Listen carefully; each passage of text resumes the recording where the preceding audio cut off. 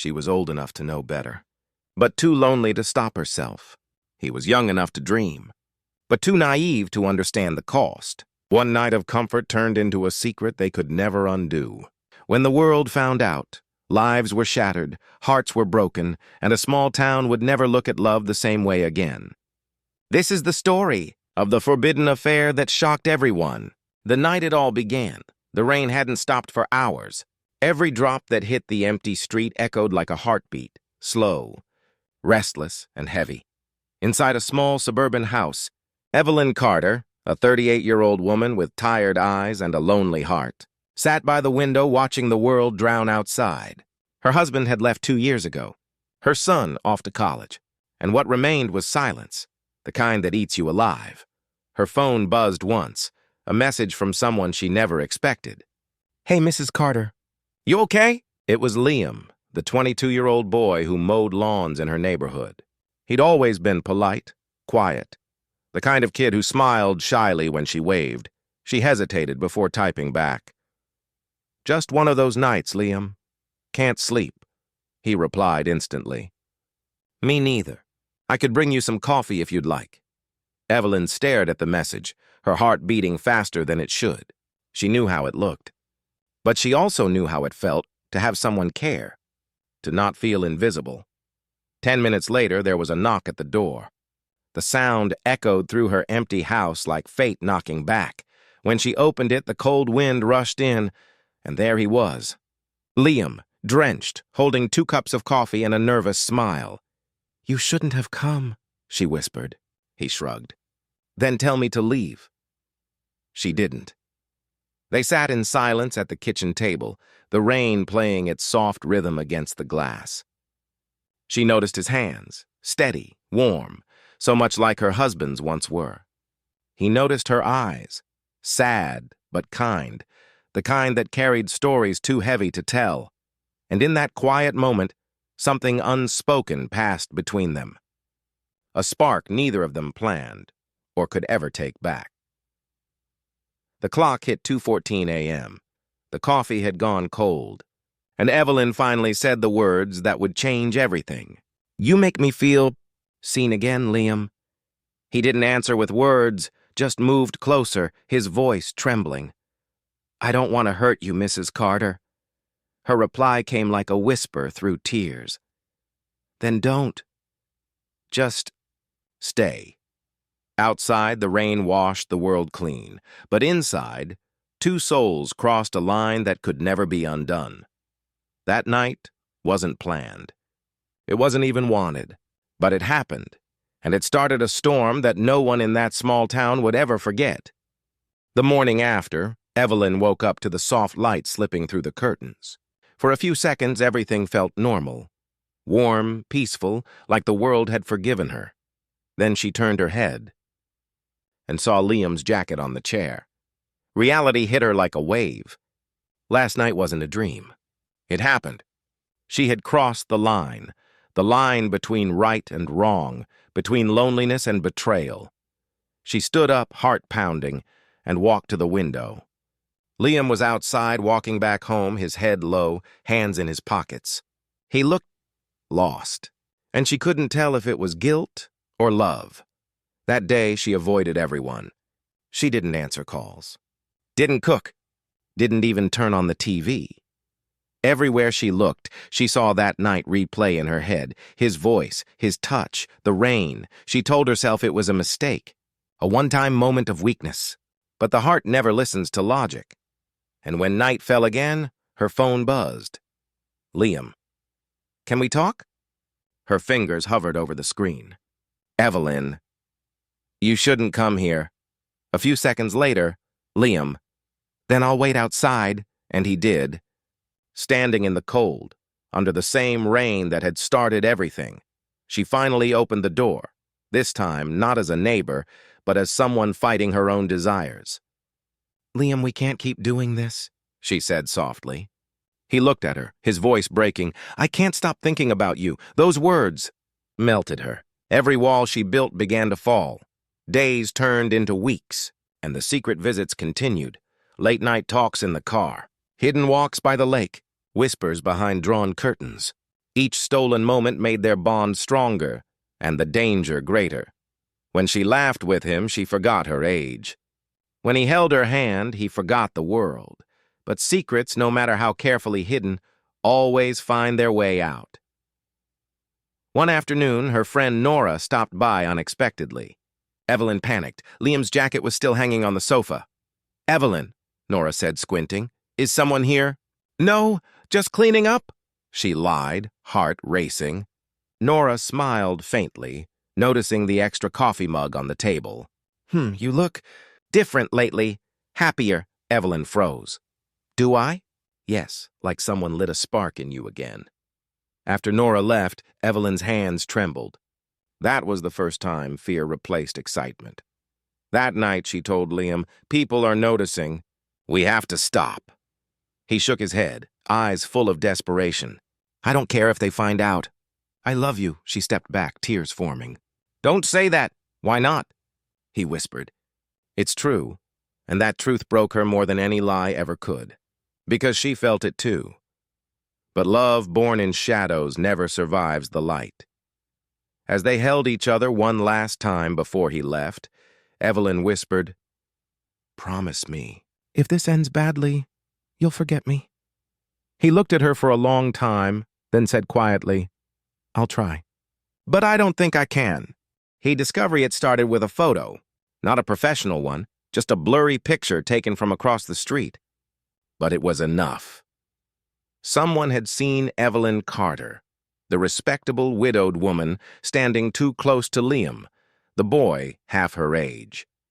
In a small town like theirs, whispers traveled faster than light.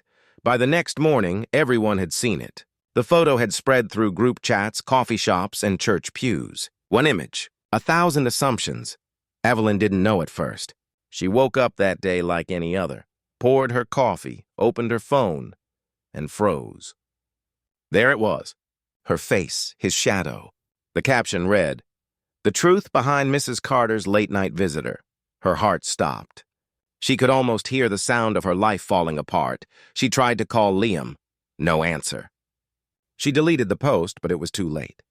Screenshots had already spread like wildfire. Then came the knock on the door. Her friend Nora, the same one who had suspected something. "Evelyn, tell me it's not true." Evelyn tried to speak, but words refused to come. Tears did instead. Nora stepped closer. "Oh my God.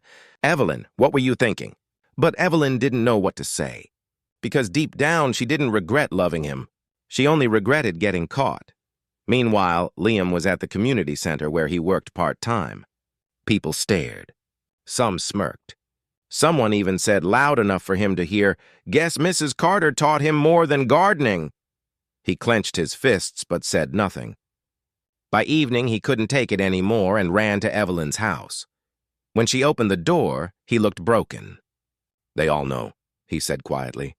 "My parents, my friends, everyone." She wiped her tears.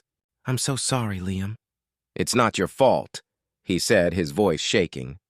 "They make it sound like I used you. Or you used me." Her tears fell harder. "Maybe I did. Maybe we both did." Days passed like nightmares. Evelyn stopped going out. The whispers outside her door never stopped. Shameful. Disgusting. Poor boy, trapped by an older woman. But no one knew the truth. No one knew how love had found them both in their loneliest hour. Then one evening, as the sun sank red into the horizon, Evelyn's son Mark came home from college. He didn't knock. He just walked in, eyes cold, jaw tight. "Mom," he said, holding up his phone, "is this true?" Her heart nearly stopped. She tried to explain the loneliness, the connection, the emptiness that had swallowed her for years. But he didn't listen. "You ruined everything." "Our name, my life." "His life!" And with that, he left, slamming the door so hard it shattered the photo frame of their family. The sound echoed like a final goodbye. That night, Evelyn sat alone in the dark, her face buried in her hands. The town she once called home had turned against her. The people who once smiled now crossed the street to avoid her. She wanted to disappear. But then, her phone buzzed again. "Liam, meet me." One last time. By the lake! She almost didn't go. But love, and even forbidden love, that doesn't die that easily. When she reached the lake, he was already there, standing under the same tree where they first talked. The reflection of the moon rippled on the water between them. I'm leaving town, Liam said quietly. My parents, they can't handle this. They said I have to go. Evelyn's eyes filled with tears. Then go, forget me. Live your life. He stepped closer. How can I forget you when you're the only one who ever saw me for who I am? She broke down, whispering, and you're the only one who made me feel alive again. They stood there, holding each other one last time, knowing the world would never let them be together. When he left, she didn't stop him. She just stood there watching the taillights fade into the night. The rain started again, soft, endless. The same rain that had once brought them together, now washed everything away. And as Evelyn looked at her reflection in the water, she whispered, maybe this is the price of love, to feel everything and lose it all. The fallout the morning after Liam left town, Evelyn's house was silent. Not peaceful, but empty. The kind of silence that screamed. She walked through the rooms, every corner reminding her of him. The way he laughed, the way he touched her hand like it was something fragile, sacred. Now that same house felt colder than ever. On the kitchen table sat yesterday's newspaper. The headline made her heart stop. Local teacher involved in scandal with 22-year-old neighbor. Her name wasn't printed, but everyone knew. Everyone in town had already decided her story for her. The calls began before sunrise. The school board, the parents' association, even the local pastor. They all wanted one thing, an explanation. By noon, she'd resigned from her teaching job. By evening, the mailbox was filled with letters, not of sympathy, but hate. Shame on you. Stay away from our sons. You disgust me. Each one felt like a knife. She didn't eat for days, didn't sleep, didn't answer the door. Even the rain outside seemed quieter now, as if the sky itself pitied her. Meanwhile, Liam had moved 2 towns away, working night shifts at a gas station, living in a small rented room with peeling paint and too many regrets. He tried to move on, to forget her. But sometimes, late at night, he'd pull out the old photo of them together, the one where she was laughing, truly laughing, and his chest would ache like someone had carved her name inside it. He wrote her letters. Dozens of them, but never sent any. Back in the town, Evelyn's son, Mark, hadn't spoken to her in weeks, until one night she got a knock on the door. When she opened it, there he was. He looked tired, older somehow. I came to get the rest of my things, he said coldly. She stepped aside, her voice barely a whisper. Mark, I'm sorry. He didn't look at her. You embarrassed me, Mom. You embarrassed Dad's memory. Tears ran down her face. I didn't mean for any of this to happen. I was just lonely. Mark stopped, finally meeting her eyes. Then you should have talked to someone, not destroyed everything. He left without saying goodbye. That night, Evelyn sat by the window again, the same spot where everything had begun. Outside, the same street, the same rain, but now she was the ghost watching her own life fade away. She whispered to herself, I thought love would heal me. I didn't know it could destroy me too. Weeks passed. The world moved on, but she couldn't. Everywhere she went, she felt the weight of eyes, judging, whispering. And yet deep down beneath all the guilt and pain, one memory still glowed quietly. His love. That forbidden, reckless, beautiful love that made her feel alive again. One evening, she opened her old diary, the one she hadn't touched in years. She began to write, not to confess, not to justify, but to remember. He wasn't my mistake. He was the moment I remembered what it meant to feel. And even if the world never forgives me, I will never forget him.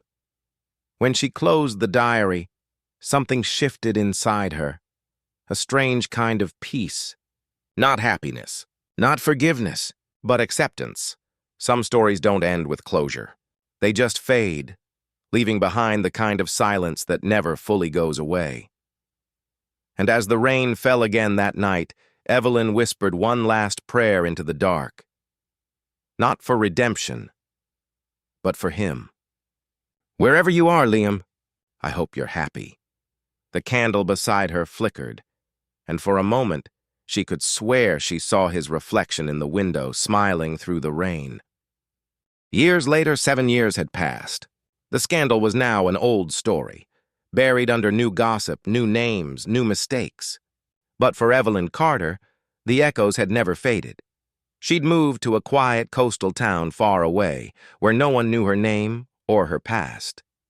Her hair had turned slightly gray, her face softer, wiser, but her eyes still carried that old sadness. She taught art at a small community center now, children mostly, smiling when she could, pretending when she couldn't.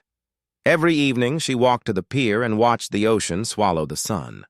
It was her ritual, her way of remembering and forgetting at the same time. One such evening, she was sketching the sunset when she heard a voice behind her, calm, familiar, and painfully distant.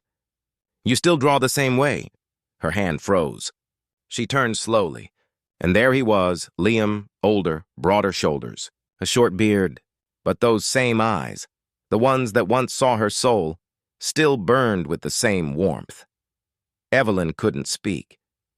Her throat tightened, her heart racing like it had 7 years ago. "How did you—" she whispered. "I looked for you," he said softly. "Took me years to find where you went. I just wanted to know if you were okay." She smiled weakly, blinking back tears. "I'm fine, Liam. I survived." He sat beside her quietly, both of them watching the ocean in silence. For a long time, neither said a word. There was no need to. Finally, she broke the silence. "Do you hate me?" He looked at her. Not with anger, but with compassion. "No, I never did. I just had to grow up, learn who I was without you." Her eyes glistened. "And did you?" He smiled sadly. "I tried. But every woman I met, I compared to you." She looked away, fighting the tears. "Don't say that. You deserved better. Someone your age. Someone without all this damage." He shook his head. "You were never damaged, Evelyn. You were the lesson I'll never forget." The wind grew colder as the sun disappeared beneath the horizon. Evelyn stood up, her scarf blowing in the breeze. "Maybe in another life, Liam," she whispered. He smiled faintly. "Maybe in this one if we stop running." She turned toward him, and for the first time in years, she saw not the boy she once loved, but the man he'd become. "Do you ever think," she said softly, "that love doesn't end? It just changes form?" He nodded slowly. "Yeah, like waves. They always come back to the shore." That night they walked together along the beach, not as lovers, not as strangers, but as two souls who had finally made peace with their story. No apologies, no promises, just understanding. When they reached the end of the pier, Liam said, "You once told me to forget you." Evelyn smiled sadly. "And you didn't," he shook his head. "How could I forget the woman who taught me what love really costs?" They stood there watching the stars appear one by one, and for the first time in years Evelyn didn't feel ashamed. She felt human. Broken, yes, but beautifully so. Later that night, as she wrote in her diary again, she ended with a single line. "Some loves aren't meant to last forever, but they last long enough to change who we are." She closed the book, smiled faintly, and for the first time slept peacefully. The aftermath. The story of Daniel and Mrs. Anderson didn't end with fire or fury. It ended with silence. The kind that comes after everything has been said, after every secret has been burned into the world for everyone to see. Months had passed since the affair came crashing into the open. The school board had conducted its investigation. Mrs. Anderson resigned quietly, avoiding reporters who camped outside her house. Her husband, Robert, filed for divorce. No confrontation, no screaming. Just a simple line on paper that ended 15 years of marriage. As for Daniel, he tried to disappear. He moved to another city to start college, but the story followed him like a shadow. The boy who had an affair with his teacher, that's what they called him. Every time someone looked at him, he could see the judgment in their eyes, the kind of look that makes you feel both infamous and invisible. Sometimes at night, he'd scroll through old messages she had sent him. Small things like, "Be careful today," or "You look tired in class." He didn't know why he kept them. Maybe because deleting them felt like erasing the only part of his life that ever felt real. Mrs. Anderson, meanwhile, sold the house and moved away from Willow Creek. The once lively woman now lived quietly in a seaside town where nobody knew her name. She spent her mornings walking by the water, her eyes lost in the horizon. Every time she saw a young man with messy brown hair and that same spark Daniel used to have, her heart twisted, a reminder of what she'd lost and what she had broken. One day, after nearly a year, a letter arrived in Daniel's mailbox. No return address, just his name, written in handwriting he recognized instantly. He held it for hours before opening it. Inside, there was no apology, no dramatic confession, just a single page that read, "Sometimes love comes at the wrong time between the wrong people. But that doesn't make it any less real. I'll carry what we had and what it cost for the rest of my life. Be better than I was. Don't let this be your story forever.